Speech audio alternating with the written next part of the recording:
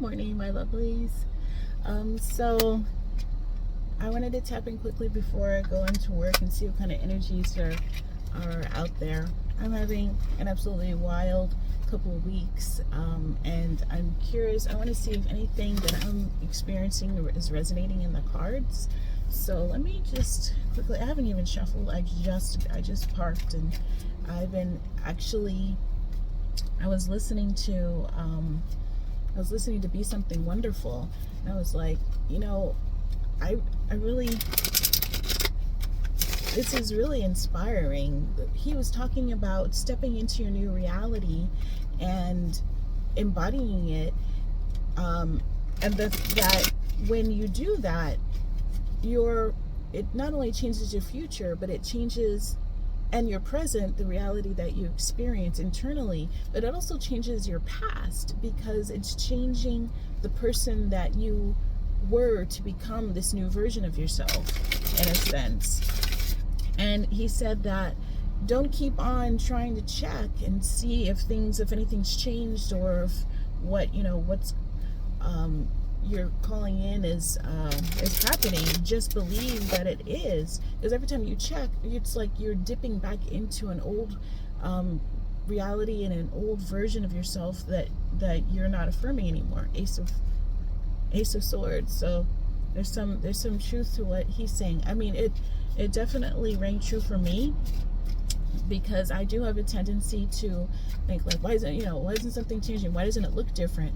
And his thing was, it's not going to look different if you're constantly reinforcing your past by quote unquote remembering it. Because in his philosophy, and once again, this does ring true to me, when you remember something, you're actually recreating it at this moment. Oh, this is interesting. Every time I've split the deck 3 times, and I've had the 5 of Cups come out. So, and then at the bottom, the 9 of Cups. So it looks like there's some situation that we're walking away from, that there may have been still some potential left in it, but we kind of just decided like we'd had enough, and that it was just time to move on. And there can be there's a logical fallacy called the sunk cost effect. And in that, because you've spent a lot of time on something and a lot of resources, financial or time or emotional energy, you don't want to give up, quotes and quotes, give up on it before it pays off, before it bears fruit. But that's actually a fallacy to think that if you keep on pushing at something, it has to inevitably be successful. That's not to say that we should give up on things right away, but once you have to decide how much time, money, energy you're willing to invest in something, and then be willing to walk away from it when that initial investment that you had decided on has been consumed, and not think like, oh well, I have to keep on, because you can give yourself permission to for something not to work, and to actually start fresh with something else and have another idea. Somebody also had said that if you haven't failed at something, then you haven't tried anything.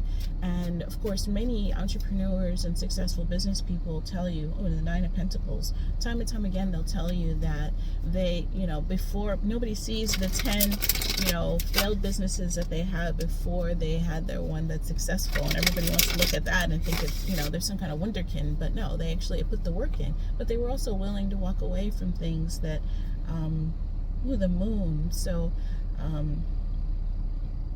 things not information and knowledge buried under the surface. It might be time to go in and use your intuition, maybe regarding this thing that might be ending, the end of a cycle. Whoa, this is crazy. It might be time for us to be walking away from something. Just trust your gut. You'll know when something you're just not feeling it anymore, and you're almost like you feel like you're phoning it in. Could be a relationship, could be a job, it could be, when you say relationship, it could be either romantic or even another type of relationship, a family member that you feel like you just keep on trying and you just cannot get anywhere with this person. could be time to just like take a breather on it, and that's okay. Because I also see here at the bottom of the deck, there's the Five of Wands. There's some conflict that could be coming in, and it might be either due to you trying to like get yourself some space and move on from something that's not serving you, or it could be because you don't do that and you keep on trying to push at something that's not for you right now, and it just ends up falling apart. Things don't have to become like besmirched and sordid for us to finally be able to walk away. Sometimes we can just intellectually decide for our own health and mental, physical, relational health, that we are going to move on and put an end to something. And an ending doesn't necessarily have to be permanent. It could be temporary. It just depends. But yeah, there are times when we need to heal. And I'm wondering if the Four of Swords is going to come out. Not that I personally do not feel like a few months ago we kept on seeing that kind of energy coming out, where we needed space and time and healing, and we'd gone through a whole bunch of things. But actually right now I'm feeling really, really good. The Fool, new beginnings, innocence, new energy, infinite potential, the sky's the limit, taking risks, being willing to do. And the Magician, that is so crazy. Manifesting our dreams, using our internal power, using all the resources that are within our purview, that even like our spiritual, our emotional, physical, our intellectual resources, which will correspond to all the different elements that the Magician has at his disposal. In tarot, the elements are fire, water, air, and earth, and each one of them represents a different aspect of the human experience. And the Magician is using all of them to bring in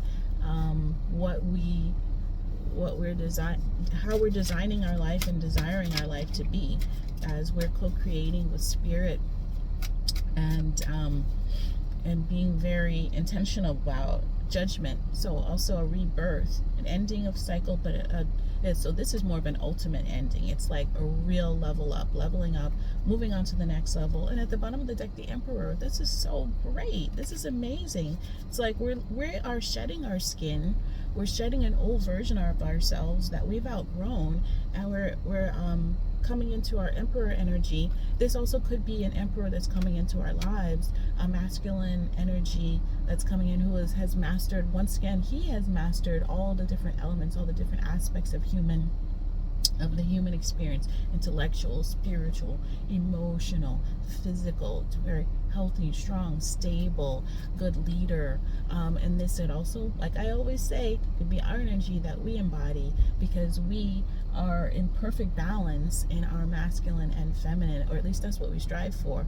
But you believe in yourself, like because I'm actually personally not a feminist, but I the idea, some of the ideas of feminism, like that there's not necessarily a need, I'm not going to go out there and say like, nobody needs a man. No, we do need partnership, but and we do need relations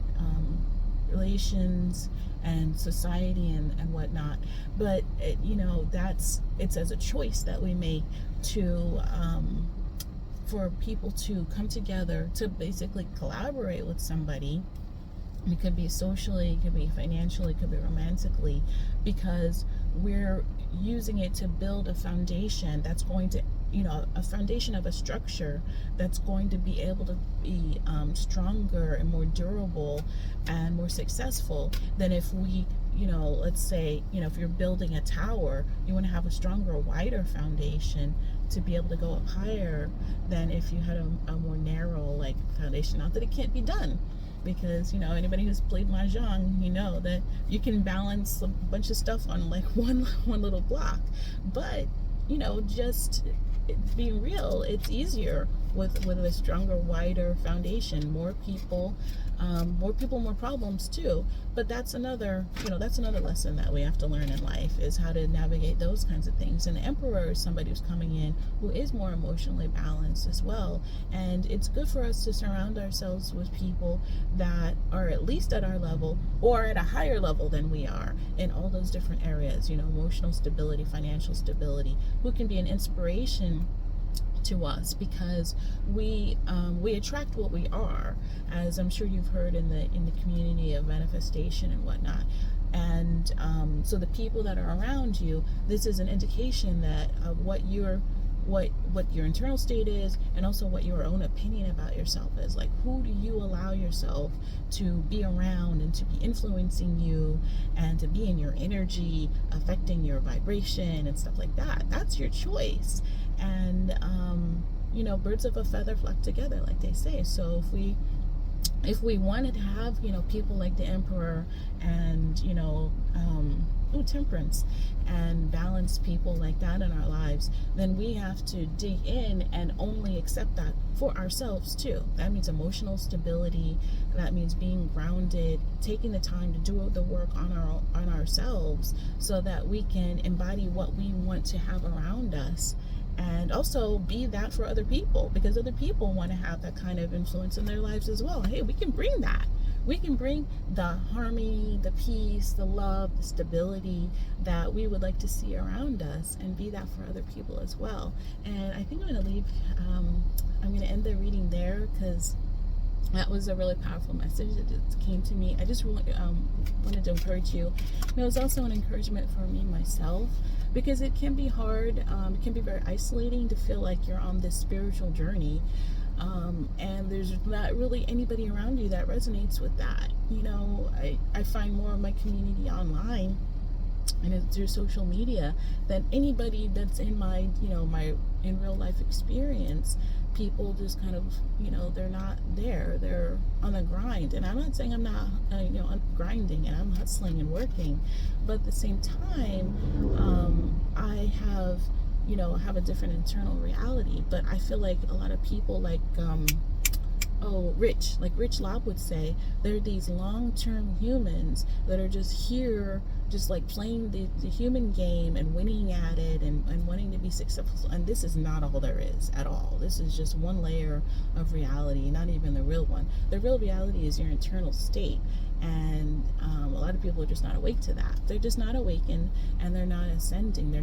They haven't locked into the spiritual journey yet. And so, as much as we might want connectedness with them, those people can't take us where we need to be. They can't help us on our spiritual journey. We might be able to help them, but maybe not. If they're not ready, they're not ready. Some of us may have a gift of being able to awaken people, or even as Mystic Beauty says, some people you're brought into their life to either awaken them or to trigger their karma, because they can't handle a spiritual being like we are in our community. Who's to say? That's for our higher selves, and we'll get to a state hopefully where we can understand some of these greater spiritual truths. But right now, we should just be doing the work, the internal work, to be where we want to be and to embody the kind of person that we would want other people to be around us. So with that, I'm going to leave you for the day. Maybe I'll come back on later and tap in real quick. But yeah, have a great day. I love you all. Oh, if you like my content, please like the video. Leave a comment so I can see how everybody's doing on their spiritual journey. And please subscribe. And I'll talk to you soon. I love you. Bye.